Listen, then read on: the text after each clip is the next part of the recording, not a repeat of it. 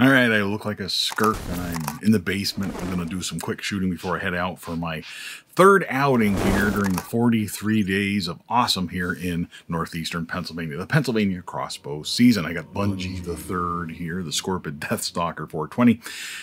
Just did a video about how I like the Hawk XB30 scope. Really do like that scope. I am not a 100-yard reticle kind of guy. I am not a 0 in at 40 kind of guy. Okay, I'll do a video on scopes down the road, but I went back to the Excalibur Twilight DLX, managed to find a couple of them on Amazon, and I actually bought them. So I bought 2 of them, and now they're out of them again. But I do have a couple of these, and I figured I like the scope so much, might as well have a backup. The downside of this scope, at least for this crossbow, is only goes up to 400 feet per second or 410 feet per second on the old speed ring here. So if you look at that, not a big deal.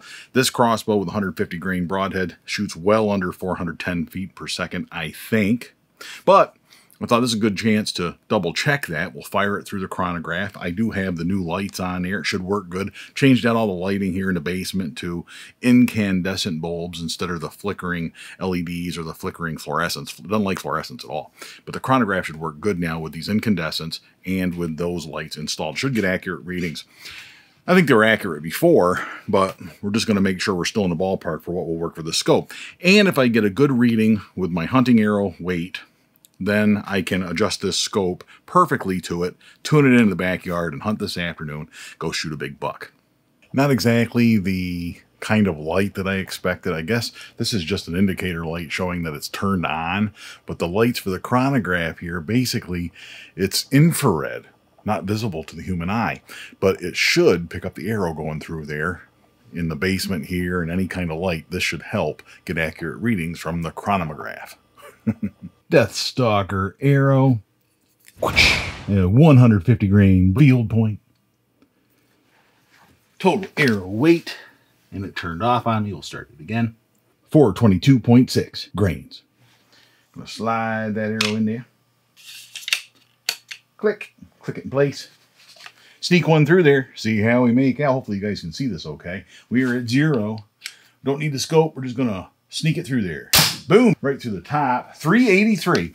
It's very similar numbers to what we had before. Pull that out. Bonus arrow. Let's try the Spynal tap. 150 grainer field point. 571.2 grains. That is with a Scorpyd friendly capture knock, but not a camera friendly capture knock. What's up with that? That is with a Scorpyd friendly capture knock. All right, and Spynal tap.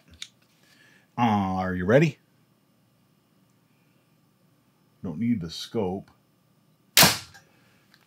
335. I don't know if you can see that.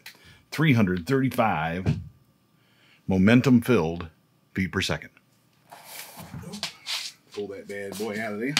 The Spynal taps. Heavier arrow slows it down an awful lot, 335 feet per second, but with that amount of momentum, holy cow, what a deadly arrow that would be on a hog or any other big, large game, you know, large wild game. Really a good arrow choice. Do like those. You'll probably hear more from me about Spynal taps down the road as you have in the past, right? Did other videos on that stuff. That's certainly an ongoing topic here on Death by Bunjie, those heavier arrows.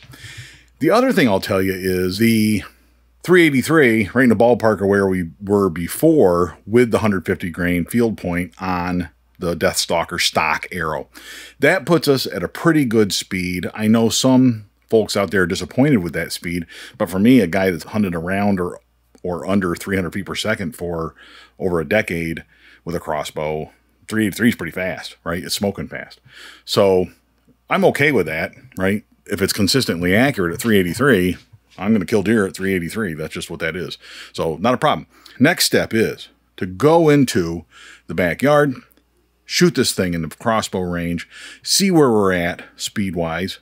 We know where we can put the speed ring on the scope now, at least for starters. Make sure we can be dialed in at 10, 20, 30, 40 yards.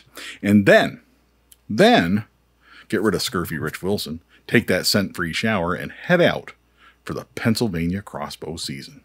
Until next time. All hail Bunjie!